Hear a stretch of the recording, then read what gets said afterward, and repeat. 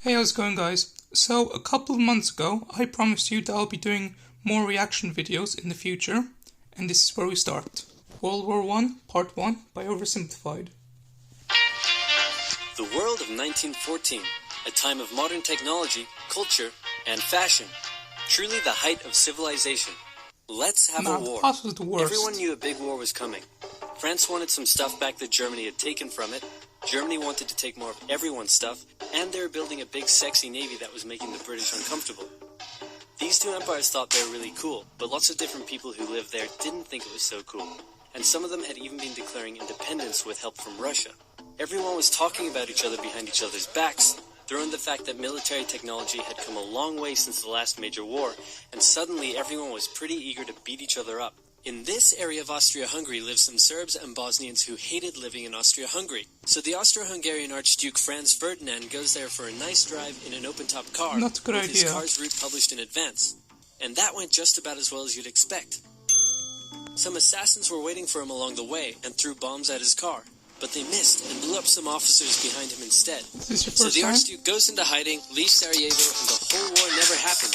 Except no, the Archduke doesn't leave, but instead goes back out in the open-top car to visit the injured officers in hospital. The driver takes a wrong turn and by sheer coincidence gets stuck beside one of the failed assassins, who shoots Whoa, him. some coincidence. Austria-Hungary is understandably pissed about all this, and they think the Serbian government had something to do with it, which they might have. So they go to their ally Germany and say, cheeky, hey are we? Germany, we're going to declare war on Serbia, and Germany is all for that. So Austria-Hungary send a big list of impossible demands to Serbia, and when Serbia refuses, they declare war. Austria-Hungary and Germany are friends, and Serbia is protected by Russia, who's friends with France, so they all declare war on each other. Montenegro joins in too.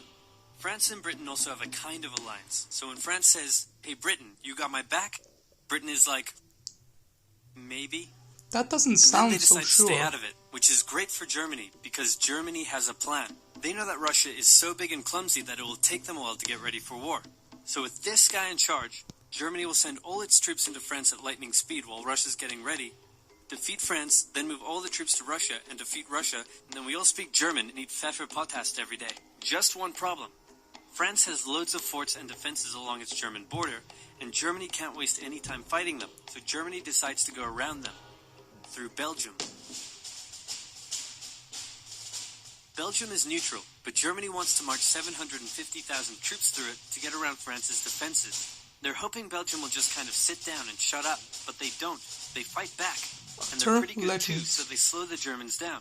What's worse is that Britain shows up, and they're pretty pissed that Germany's invading neutral countries. So now Britain declares war on Germany.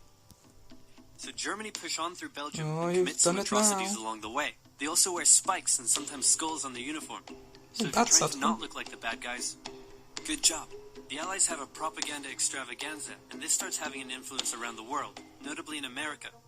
The US President Woodrow Wilson sees himself as a bit of a Jesus figure, and spends most of the war trying to get everyone to just hug it out. But there's also a large population of ethnic Germans living in the United States, and when the war first broke out, they were like, yay, Germany. But now that they're committing atrocities in Belgium, they're less enthusiastic. Let's play Spot the French Soldier. There he is, in the middle. Did you see him? Easy, right? He's wearing a bright blue uniform with red trousers. And do you know who else spotted him easily too? The Germans. So when the French were slowly marching in columns through the countryside, the Germans easily tore them to shreds with their giant guns. All the nations involved in this war went in with an old-school war mentality, and all of them had to update their uniforms and tactics a lot during the Great War. Because this war was going to be like nothing anyone had ever seen before. Russia's ready for war, and way earlier than expected. Hey, Austria-Hungary, can you get on top of that? Oh yeah, sure, we've got this. No, I don't. So Germany has to send some troops back to the east to defend against the Russians. The chief of staff of the Austro-Hungarian army is this guy, and although he is handsome, he turns out not to be the best military strategist. Austria-Hungary constantly ignores Germany's advice, Send for and help. comes running back to Germany whenever they get in trouble. Austria-Hungary even gets its ass kicked by tiny Serbia, who repels all their invasion attempts at the Well, start that's of the war. embarrassing. It's better news for Germany in the north, though, where they almost completely wipe out the Russian Second Army. Back on the Western Front, the Germans continue advancing and are in sight of Paris. At this point, anyone would be forgiven for thinking the Germans were going to get that quick victory after all. But then things start to go wrong. The French commander-in-chief knew something had to be done, and he ordered his armies to stop retreating. In the resulting battle, a gap opened up in the German lines. If a gap opens up, the enemy can use it to flank you from the side and behind, so the German armies have to retreat. The Allies launch a counterattack, so the Germans dig into defensive positions. This just goes to show how much warfare has evolved in the past 100 years. I mean, you wouldn't see something like this in war today. Trench systems running the whole way from the coast to Switzerland, the beginning of trench warfare on the Western Front.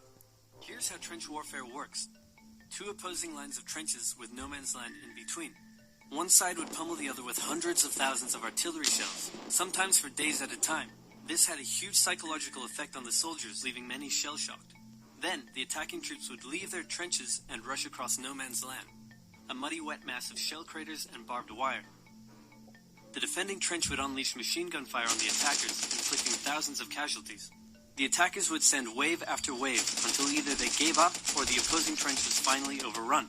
There would be months of fighting and the deaths of thousands in order to gain a few meters or kilometers of land. Living in the trenches was hard work too. Corpses, mud that could swallow you whole, pools of poisonous water, rats, disease, the smell. It's insane that millions of soldiers put up with these conditions and commanders ordered them to do so for years. That's horrible. So anyway, that does it for this video, guys. Don't worry if this video isn't that interesting. This is only their first video and it gets a lot more interesting as we go along. So anyway, if you like this video, then like, comment and subscribe. Bye guys.